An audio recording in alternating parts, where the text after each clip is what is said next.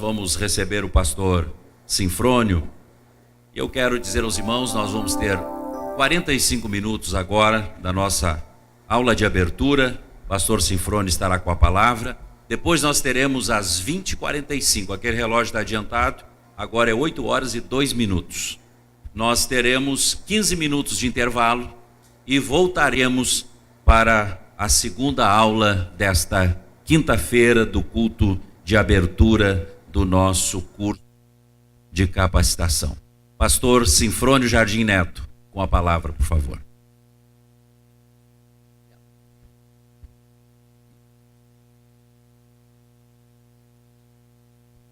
A paz do Senhor, meus amados irmãos, amém?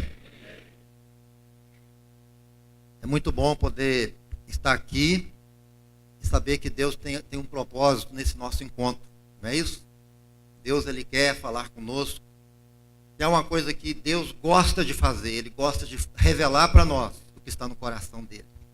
E eu creio que Deus quer revelar para você verdades do coração de Deus. Antes de começar, eu gostaria que nós orássemos agora. Vamos pedir ao Espírito Santo para que Ele nos ajude.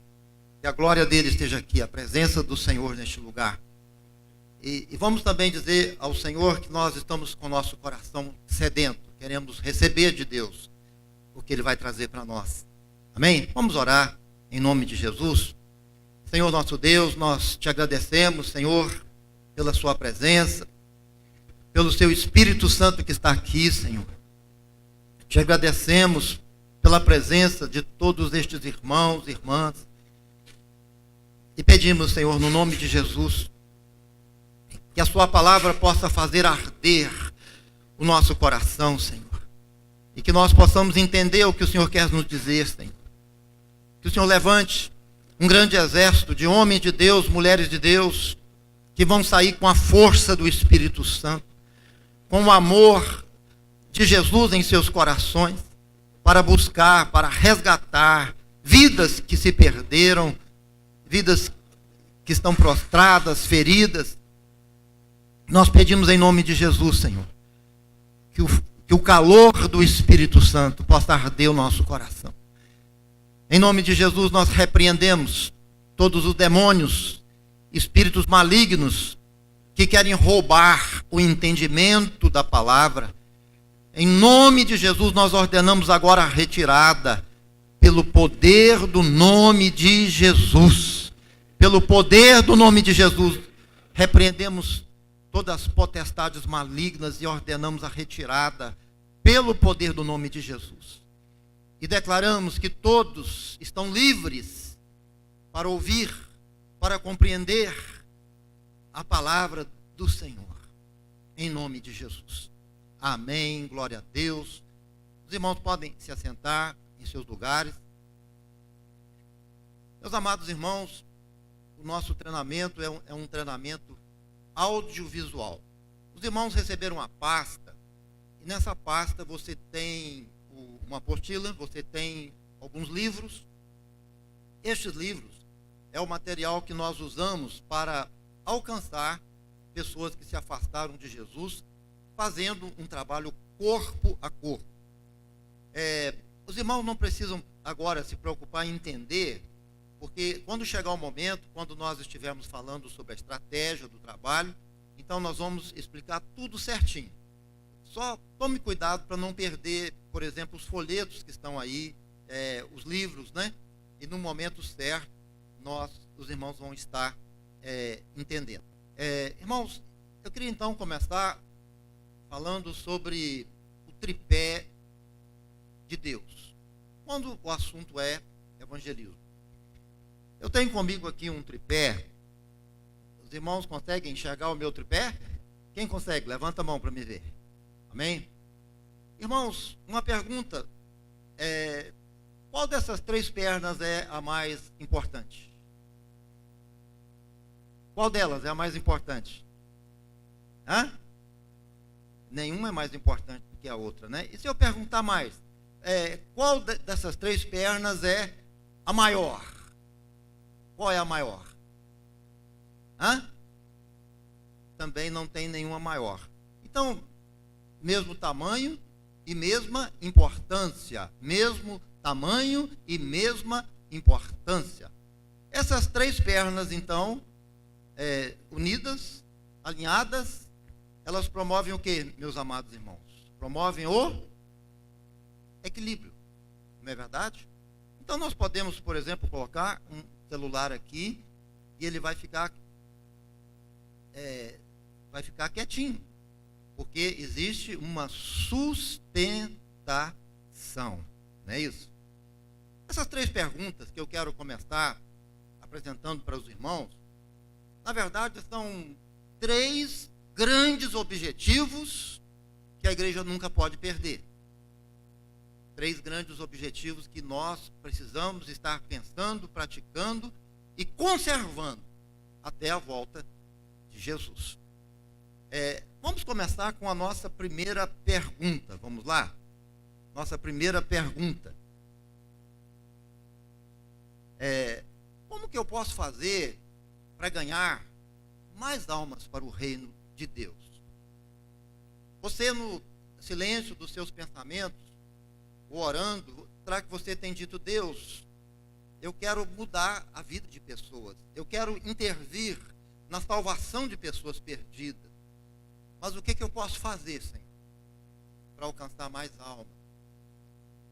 Enquanto nós existirmos como igreja, nós precisamos estar dizendo: Deus, faz de mim um ganhador de almas. Deus, me ensina a ganhar almas. Se você é aquele crente que não pensa nisso e não se importa com isso, alguma coisa está errada com você. Mas ainda tem uma segunda pergunta, irmãos, que vai representar a segunda perninha do nosso tripé. Ok? Vamos lá na segunda pergunta. Então aqui nós temos ali um pastor, ou um obreiro, um evangelista, um dirigente de congregação. E a grande pergunta é essa: como que eu posso fazer para não perder as almas que eu já conquistei para o reino de Deus? Os irmãos podem observar que existe o que ali na porta dos fundos, irmãos? Existe o que ali? Existe um cadeado. Então a pergunta é essa: o que eu posso fazer para não perder as almas que eu estou conquistando para o Senhor? Se nós ganharmos, mas não cuidarmos, corremos o risco de sermos uma igreja rodoviária. A rodoviária é assim: se você vai lá, a maioria daqueles bancos estão cheios. Aí você diz assim: amanhã eu volto. Aí quando você retorna no segundo dia, os bancos ainda estão cheios, mas aqueles de ontem já foram embora. Por que estão cheios? Porque outros chegaram. Aí você diz: amanhã eu retorno. Aí você retorna de novo. Os banquinhos ainda estão cheios, mas aqueles de ontem também já foram embora, porque outros chegaram. Então, irmãos, a nossa igreja não pode ser uma rodoviária, onde entra e sai. Nós temos que ter um projeto para ganhar essas pessoas para o Senhor Jesus, levá-las ao novo nascimento. E estes novos convertidos, eles precisam ter um compromisso eterno, precisam amar Jesus, não por alguns dias ou alguns meses, mas amar Jesus por uma eternidade. Amém, meus amados irmãos? Esse cadeado, ele representa o discipulado. Então aqui nós temos duas perguntas básicas, né? O que fazer para ganhar aquele que não conhece a Cristo e para cuidar dele, para que ele não se perca. Talvez alguns irmãos podem estar pensando: mas por que uma terceira pergunta que seja tão importante como essas duas primeiras? Se ganhar e discipular, nós já não estamos cumprindo toda a missão? Queridos irmãos, a terceira perna do nosso tripé, na verdade, ela representa a prática da maior mensagem de Jesus. Se nós perguntarmos aqui hoje, qual é a maior mensagem de Jesus? Talvez alguns podem pensar: a cura, os milagres, a prosperidade. Mas olha, irmãos, nada disso foi a maior mensagem de Jesus. A maior mensagem de Jesus é e sempre será o amor. Não é isso, meus irmãos? Se nós não tivermos amor, nós não temos nada. Você pode ter doutrina, conhecimento, pode ser doutor em muitas coisas, mas se você não tiver amor, o seu cristianismo é um cristianismo pobre, sem vida. E qual seria então esta terceira pergunta que nos leva ao amor? A terceira pergunta, meus amados, vamos lá, o que eu posso fazer para reconquistar aqueles que se desviaram? Como os irmãos podem ver no desenho, ali nós temos a mesma igreja. Podem ver que existem pessoas chegando porque foram evangelizadas, estão aceitando Jesus. Então a igreja está pregando para quem não conhece a Cristo. Temos também ali o cadeado, ou seja, a igreja está cuidando dos novos convertidos. Mas temos também uma equipe de irmãos que estão perguntando: e os nossos irmãos que não congregam mais conosco? Onde eles estão? O que aconteceu com eles? E esses irmãos estão dizendo: vamos procurá-los, vamos orar por eles, vamos perdoar estes irmãos, vamos em busca deles, vamos amar estes irmãos, não vamos desistir deles. Vamos dizer para eles que Jesus perdoa, que Jesus os ama ainda, que existe esperança para eles. Vamos formar duplas e vamos começar a visitar estes irmãos de casa em casa. Vamos abraçá-los e vamos dizer para eles que existe esperança, que o sangue de Jesus é poderoso para apagar todos os seus pecados. Meus amados irmãos, a terceira pergunta: o que posso fazer para trazer de volta aqueles que se perderam? Agora, eu queria transformar essas três perguntas, irmãos, em palavras. Ok? Vamos chamar a primeira perninha nossa de ganhar. Ganhar. Quando você conquista um pecador para Jesus, você ganha ele para o reino de Deus. Vamos chamar a nossa segunda perna do tripé de discipular. Quando você cuida de um novo convertido, se envolve com ele em amizade, relacionamento, ensinando a palavra, então dificilmente ele vai se desviar. Vamos chamar a terceira perninha nossa de reconquistar. Reconquistar quer dizer conquistar alguém que já foi conquistado um dia, mas se perdeu. Então eu vou lá e o trago novamente, né? Então aqui nós temos estas três palavras: ganhar, discipular e reconquistar. Vamos falar juntos comigo? Vamos lá? Como chama a primeira? Ganhar, discipular e reconquistar. Uma perguntinha, irmãos. Para Deus, qual desses três objetivos é o mais importante? Ganhar? Alguns acham que é, né? Então, ganha e não faz mais nada. Ou discipular. O que é mais importante, irmãos? Reconquistar? Reconquistar é mais importante do que ganhar? Irmãos, qual das pernas é a maior? Nenhuma. Qual é o valor delas? Todas têm o mesmo valor. Meus irmãos, então eu pergunto: qual é a igreja do coração de Deus? A palavra do Senhor diz claramente, diz assim, porque esta é a vontade de Deus, que todos sejam salvos e cheguem ao pleno conhecimento da verdade. Qual é a igreja que se identifica com o coração de Deus? É a igreja que pratica essas três verdades ao mesmo tempo. É a igreja que tem três braços. É a igreja que ganha, discipula e restaura. Restaura, ganha, discipula. Discipula, ganha e restaura. É uma igreja que tem três braços ativos e nenhum deles pode estar parado ou engessado. A igreja que trabalha com esses três objetivos é a igreja do coração de Deus. Amém, meus irmãos? Mas então, eu pergunto, mas desses três objetivos, qual deles é o menos popular? Eu não estou dizendo o menos importante. O menos popular. Aquele que a maioria dos irmãos não querem fazer. Aquele que grande parte das nossas igrejas esquecem e não valorizam. Qual deles, irmãos, é o menos popular? Reconquistar.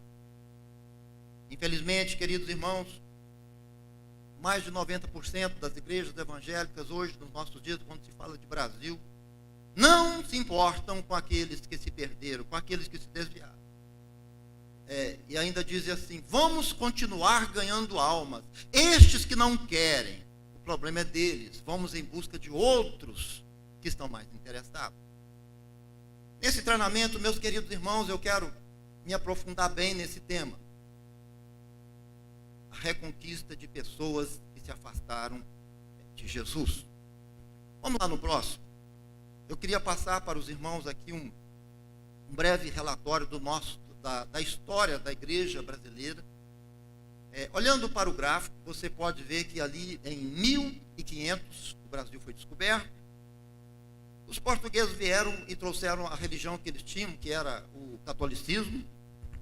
Logo a seguir vieram também os escravos, que trouxeram a macumba, o espiritismo.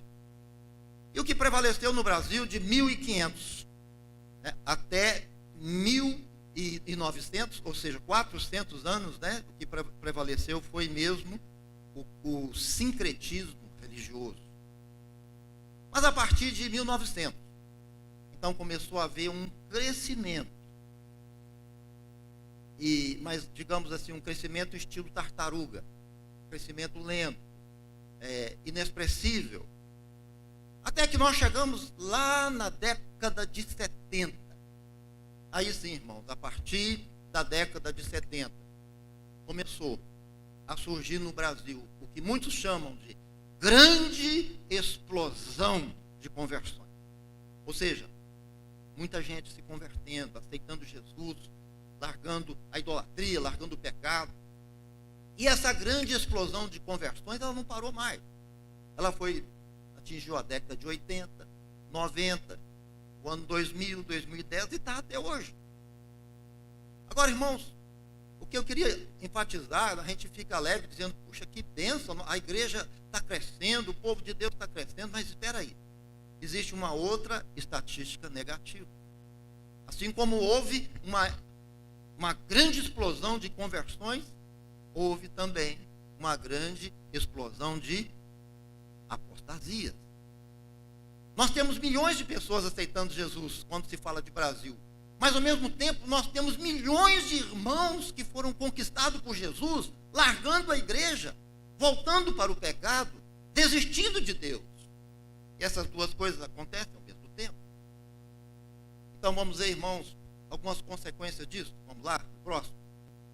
Então, irmãos, hoje nós temos o que a gente chama de o dobro do lado de fora. Deixa eu explicar para os irmãos o que é isso. Por exemplo, se nós temos uma igreja de 100 membros, como você pode ver ali no desenho. Se essa igreja, se ela tem mais de 10 anos que ela já existe, então, irmãos, essa igreja ela tem aproximadamente 200 pessoas que saíram dela. É o dobro do lado de fora. Se nós temos uma igreja de 400 membros, se ela tem mais de 10 anos que ela existe, então essa igreja tem aproximadamente 800 pessoas que se desviaram, que saíram dela. E aqui eu não estou falando de quem morreu, não estou falando de quem mudou de uma cidade para outra. Nós estamos falando de gente que desistiu de Jesus e voltou para o pecado. Então essa é a realidade que nós estamos vivendo hoje. Vamos ver mais algumas estatísticas. Vamos lá no próximo. Olha só, irmãos. A maioria desses irmãos que saíram, a maioria deles, ao saírem da igreja, ao se desviarem, nunca mais foram visitados por ninguém da igreja onde eles congregavam. Foram simplesmente deixados para trás, esquecidos, substituídos por outros que chegaram e ocuparam os seus lugares. Como os irmãos podem ver no desenho, ali nós temos aquele rapaz que se desviou. Nunca mais ninguém apareceu na casa dele. E o sentimento que ele tem é que ele foi abandonado. Vamos ver mais outra coisa que também chama a atenção nossa. Vamos lá. os poucos que foram visitados, então vamos dizer assim, aproximadamente 40% desses irmãos que saem, que se desviam, recebem uma ou duas ou três visitas depois que saíram da igreja. Isso também é comprovado. Só que tem um pequeno detalhe, irmãos, que faz uma grande diferença. Grande parte desses irmãos que saem, que recebem as visitas, recebem visitas erradas. Visitas erradas.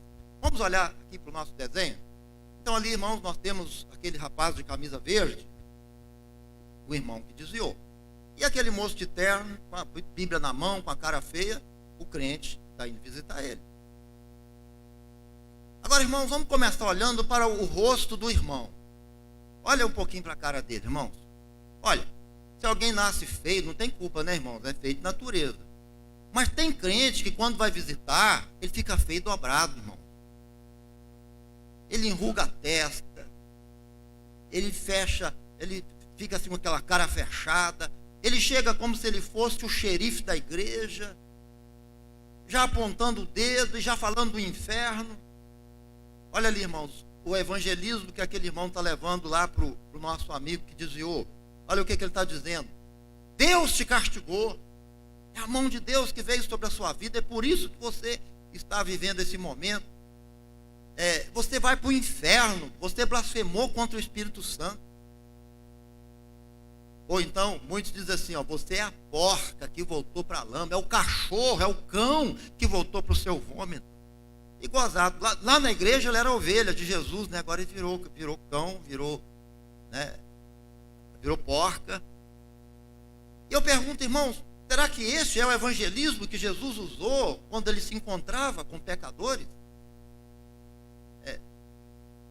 Evangelismo desse jeito, dessa forma, não é evangelismo. É xingação. E xingação só piora a situação. Teve uma vez, irmãos, uma irmã lá em Minas Gerais, ela estava desviada. E essa irmã, então, teve um acidente de carro. O que aconteceu? Ela quase morreu naquele acidente. Aí foi levada lá para o hospital, estava lá vivendo aquele momento traumático. Né? E aí aparece um irmão da congregação dela. E chega lá, irmã, eu vim aqui para trazer um recado de Deus para você.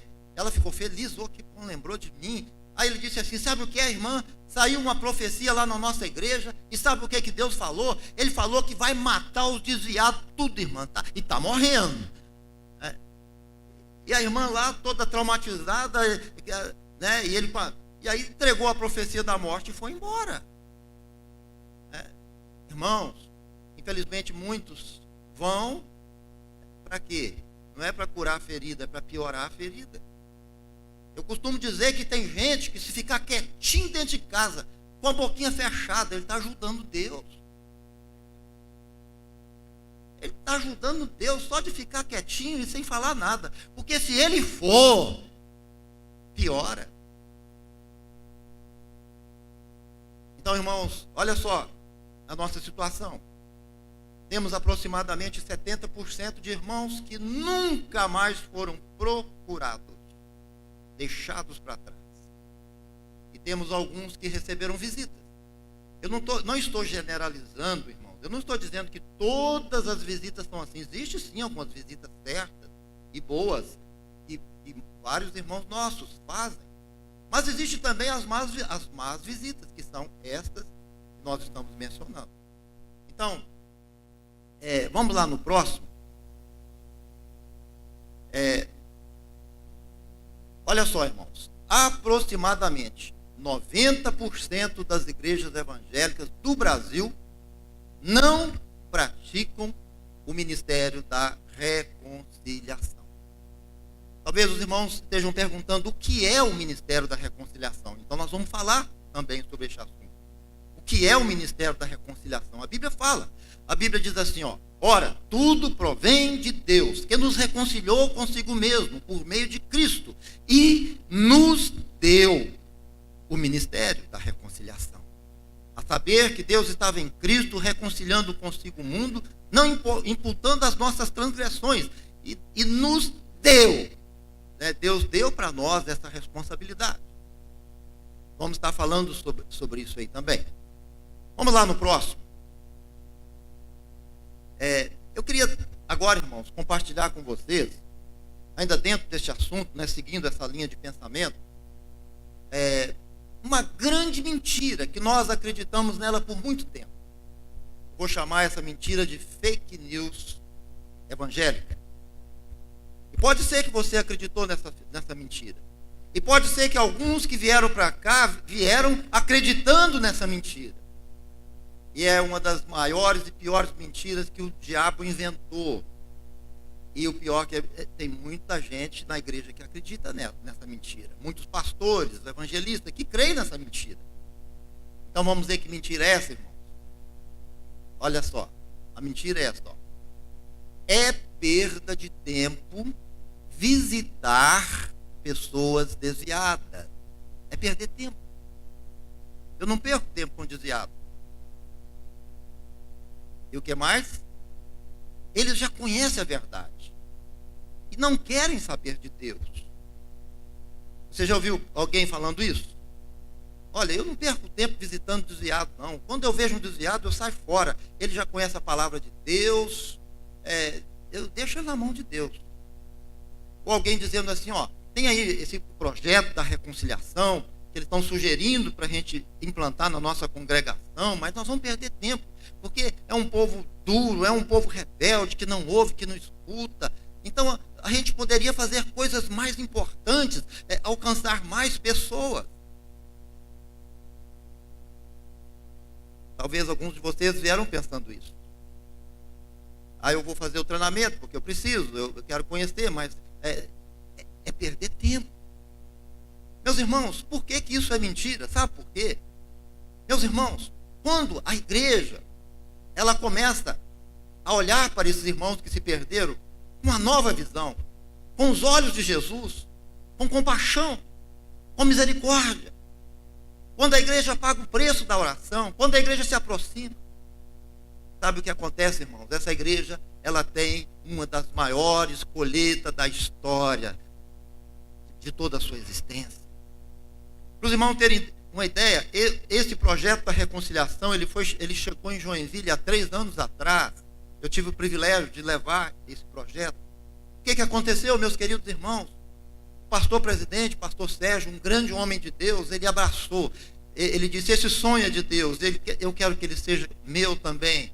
Ele compartilhou com seus pastores, seus discípulos, e implantou em todas as congregações, quase 200 congregações, e aqueles irmãos foram treinados, motivados, e entenderam que é importante, que vale a pena perdoar o irmão, buscar, orar por ele, pregar para ele de novo.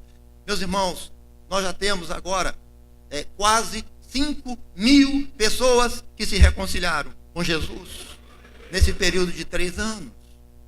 Quase 5.000 pessoas.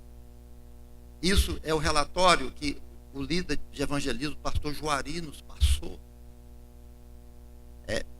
Digamos que você está lá no seu bairro, existem várias igrejas ali, cada igreja perde pessoas, não existe igreja que ninguém se desvia dela, todas as igrejas tem alguém que saiu. E você pode ter certeza, a maioria dessas igrejas não estão se importando mais com aqueles que saíram. Estão vendo estes irmãos como um produto descartável, que não tem mais valor, como irmãos que Deus desistiu dele. Mas de repente a sua igreja, que você congrega, você que é dirigente, você que faz parte dessa igreja, você inflama os membros da sua igreja e faz um trabalho bem feito e começa a orar, começa a visitar estes irmãos. Você vai ver a grande colheita que Deus vai trazer para a sua igreja. Meus amados irmãos, muitos destes que estão afastados, eles estão sentindo saudade de Deus. Muitos estão dizendo, Deus, envia alguém aqui na minha casa para me visitar. Alguns estão dizendo, eu quero voltar, mas eu não tenho força. Se eu encontrasse um amigo, um irmão que me perdoasse, que me abraçasse de novo, eu voltaria. Alguns não retornam para a igreja porque estão sentindo vergonha, estão envergonhados, e o diabo diz que eles não podem mais voltar. Mas se a igreja procurar, orar, se aproximar deles, muitos, muitos e muitos vão voltar para Jesus e vão para o céu ainda. Amém, meus queridos irmãos? Se você voltar para casa hoje dizendo: Deus, obrigado porque o Senhor me livrou desta grande mentira. Se você voltar para casa hoje dizendo: vale a pena ter misericórdia do irmão que pecou, vale a pena oferecer uma nova oportunidade, vale a pena visitar, vale a pena, e eu vou fazer isso. Se você voltar para casa dizendo: Deus, nunca mais eu penso desse jeito, meus irmãos, o Espírito de Deus vai fazer algo novo, diferente no seu ministério. Você vai presenciar muitas e muitas e muitas vidas sendo restauradas pelo poder do sangue de Jesus. Meus amados irmãos, eu queria agora destacar esse desenho que nós temos aqui. Aqui nós temos uma caixa d'água. Os irmãos podem ver que existe uma torneira aberta. Uma torneira aberta, muita água caindo. Os irmãos podem ver que a caixa d'água está cheia. Porém, existe uma rachadura, um buraco. Esta água cai, fica um tempo por ali dentro da caixa d'água, mas como existe o buraco, ela acaba achando o buraco e saindo e perdendo. Mas a água continua chegando. Por isso ela se mantém no mesmo nível. Eu pergunto, só uma perguntinha. Existe aqui algum irmão ou alguma irmã que gostaria de ter na sua casa uma caixa d'água desse jeito, furada? Alguém quer essa caixa d'água? Sim ou não, irmãos? Não, mas por quê? Eu já sei, o prejuízo. Já pensou chegar lá no final do mês, aquela conta de R$1.000 para você pagar? Será que você diria: eu já acostumei com essa conta, meu dinheiro, meu salário é bom, dá para cobrir. Tem muito vizinho meu aqui que também tem caixa furada. Isso aqui é moda do bairro. Então deixa essa caixa d'água vazando, não tem problema não. Você faria isso? Sim ou não, irmãos? Por quê? Porque é prejuízo ter prejuízo. Não é isso? Agora, irmãos, essa caixa d'água, ela parece com o quê? Vamos dar uma olhadinha de novo no desenho? Todo mundo olhando para o desenho? Ela parece com o quê, irmãos? Com uma igreja. Essa água que está chegando, irmãos, ela representa almas. Almas que têm um valor eterno. Vidas pelas quais Jesus derramou o seu sangue. Vidas que Deus traz até nós para que nós possamos amar, cuidar e discipular. Mas, irmãos, essas vidas que chegam, muitos acabam saindo por esse buraco, pela porta dos fundos.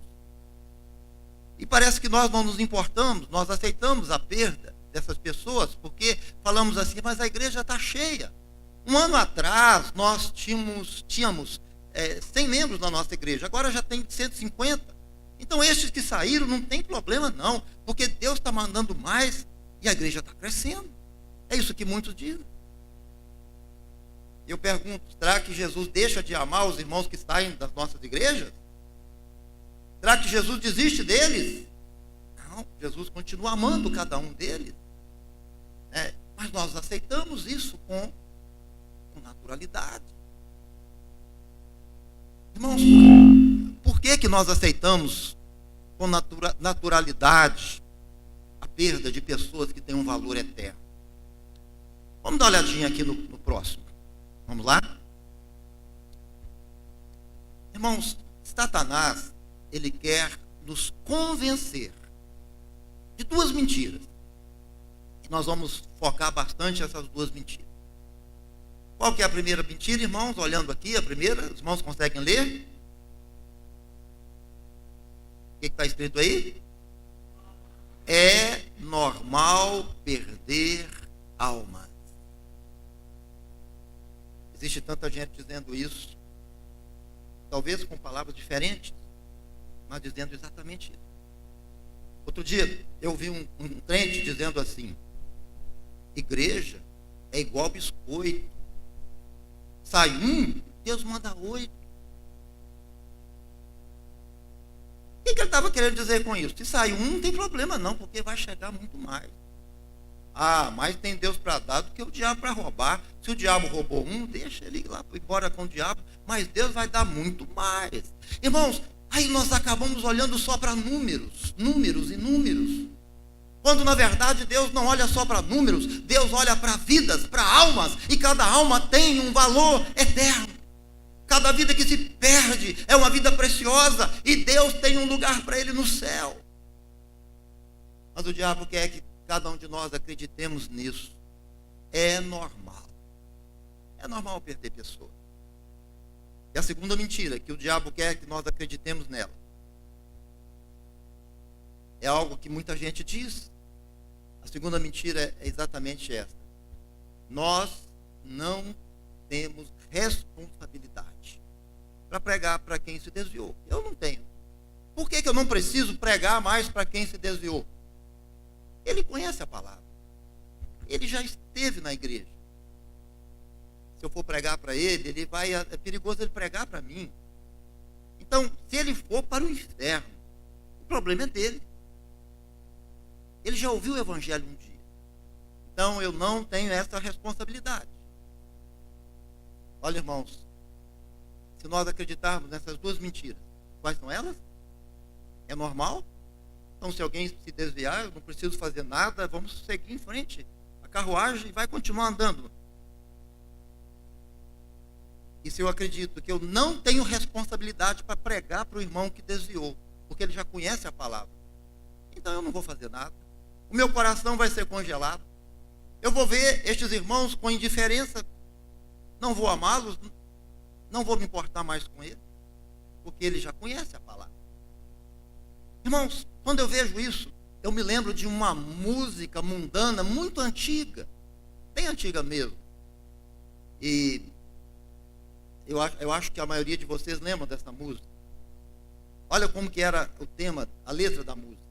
A letra dizia assim, ó: eu quero que você me aqueça nesse inverno. Como é que é o resto, irmão? Ó, os irmãos já estão lembrando, ó. Como é que é o resto? E que tudo mais vá para o inferno. Olha que coisa abominável. E naquela época, né, os brasileiros cantavam isso como se fosse uma grande coisa. Meus irmãos, tem muito crente hoje, nos nossos dias, que estão pensando exatamente assim. Tem muitos crentes dizendo assim: olha, Deus, eu quero que o Senhor me abençoe, me salve, me guarde, me prospere, cuida de mim. Claro que somos filhos de Deus, temos o direito de pedir todas as bênçãos que Ele tem para nós. Mas muitos estão dizendo: Senhor, me salva, me abençoa, cuida de mim, me prospera. Agora, Senhor, estes irmãos que se desviaram, este irmão que saiu da igreja, esse irmão que pecou e que está agora, não está vindo mais para os cultos, voltou a beber, que vai tudo para o inferno, vai tudo para o inferno. O importante é que eu não vou, eu estou salvo, eu estou aqui, Senhor, na sua presença. Será, irmãos, que esse é o evangelho de Jesus? Quando nós olhamos para a palavra de Deus, nós encontramos Jesus falando de uma maneira tão clara. Quando nós vamos lá no livro de João, 1 João, nós vemos Jesus enfatizando a importância do amor. Nós vemos em vários lugares Jesus dizendo: amai-vos uns aos outros, como eu vos amei. Então, irmãos, quem se desvia continua sendo alguém. Então, quando diz uns aos outros, eles estão incluídos nesses outros. Então, Jesus está dizendo que nós devemos amar o nosso irmão que se desviou como ele nos ama. Você já parou para pensar nisso? Agora, ainda pensando nisso, no amor de Jesus por nós, vamos pensar no perdão. Porque o perdão é a expressão do amor de Deus na nossa vida. Deus nos viu condenados ao inferno, mas Ele não aceitou nos perder. E Ele nos amou intensamente, a ponto de enviar Jesus para morrer por nós. E Jesus veio para nos perdoar. Então, eu quero fazer uma pergunta para nós aqui, nós já estamos quase encerrando essa primeira aula. Mas, irmãos, quantas vezes Deus nos perdoou? Se eu falar assim, irmãos, vamos pegar um caderno e vamos anotar nesse caderno e vamos lembrar de todas as vezes que Deus nos perdoou. A começar quando nós não éramos crentes, aceitamos Jesus, né? E Jesus, então, Ele nos perdoou. A começar a partir do nosso relacionamento com Deus. Quantas vezes Jesus perdoou você? Você teria a capacidade de anotar no caderno e falar assim, ó, aqui estão todas as vezes que eu pequei, Jesus me perdoou, me restaurou, está aqui a lista. Você consegue fazer essa lista? Não, nem eu. Nós não conseguimos lembrar, porque foram tantas vezes. Por que não pensar naquele dia que você pecou contra Deus, perdeu a paz, perdeu a alegria, ficou triste, chegou diante do Senhor, Senhor, me perdoa, eu pequei contra o Senhor, eu te ofendi, mas eu não quero estar em pecado, eu quero ser lavado pelo sangue de Jesus, me renova, me restaura. Aí você sentiu o perdão de Deus, você sentiu o Espírito Santo no seu coração, você sentiu a alegria do Senhor no seu rosto, e você foi restaurado e perdoado. Quantas vezes Deus perdoou você? Agora o nosso irmão peca contra Deus. E eu pergunto, será que nós estamos dispostos a perdoar o nosso irmão como Deus nos perdoa? Aquele irmão que caiu, que pecou, que está querendo voltar para Deus, está querendo consertar a sua vida com Deus. Quantas vezes ele não consegue voltar para Deus porque ele não encontra irmãos que se importam com ele, que o perdoam? Quando Jesus disse, amai-vos uns aos outros como eu vos amei, ele estava dizendo, perdoa o seu irmão como eu te perdoo. Perdoa ele, porque eu te perdoo também. Amém, meus irmãos? A maior mensagem de Jesus é o amor. E quem ama, perdoa. Quem ama, tem misericórdia. Quem ama, não esquece. Quem ama, não exclui do coração. Quem ama, não condena, porque o nosso papel não é condenar, o nosso papel é curar. Quem ama tem um coração parecido com Jesus, meus queridos irmãos. Quando aquela mulher adúltera foi pega em adultério, eles prenderam aquela mulher e levaram ela até Jesus. E o que aquela multidão queria era matar, apedrejar. E eles falaram, mestre, esta mulher foi pega em adultério. E a lei diz que ela deve ser apedrejada. E aí? O que Jesus fez, irmãos? Jesus, olhando para aquela multidão que queria condenar e matar, ele disse, quem não tiver pecado, atire a primeira pedra. E todos lembraram que eles também eram pecadores e foram jogando suas pedras fora e saindo envergonhados. E agora temos Jesus e a mulher adúltera. E Jesus então pergunta, ninguém te condenou? Ela, não. E o que foi que Jesus disse, irmãos? Nem tampouco eu te condeno. Quando ele disse, eu não te condeno, o que ele estava dizendo? Eu não quero que você morra, eu não quero que você vá para o inferno, existe esperança para você. O que ele queria dizer é isso, se você se arrepender do pecado, largar o pecado, você pode ser curada, restaurada e ainda ir para o céu. Mas Jesus acrescentou, ele fez um acréscimo, mas vai e não peques mais. Ele continuou dizendo, não peque porque o pecado te leva para o inferno. Meus irmãos, quando nós olhamos para um irmão que se afastou de Jesus, que saiu da igreja, que está fazendo coisas erradas, será que os nossos olhos se parecem mais com os olhos de Jesus ou com os olhos da multidão que queria apedrejar e condenar? O meu coração, ele se parece mais com o coração de quem? Daqueles religiosos que clamavam pela morte de uma pecadora, ou o meu coração se parece mais com o coração de Jesus, o meu Senhor e o meu Salvador? Amém, meus queridos irmãos? Que o Senhor nos ajude e tenha misericórdia da nossa vida.